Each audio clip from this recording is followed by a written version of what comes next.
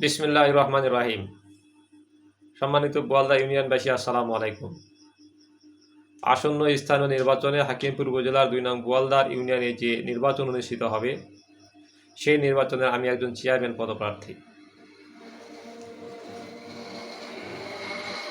আমি বোয়ালদার ইউনিয়ন পরিষদকে জনগণের পরিষদ হিসেবে দেখতে চাই।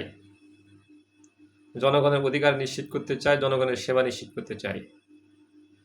আমি ইউনিয়ন পরিষদকে উন্নয়নমুখী ইউনিয়নে পরিণত করতে চাই।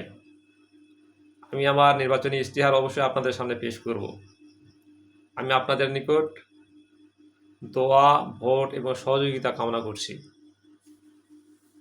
সবাই ভালো থাকবেন, সুস্থ থাকবেন, আমার জন্য দোয়া করবেন, আপনারা আমাকে ভোট দিবেন এবং সহযোগিতা করে পাশে থাকবেন।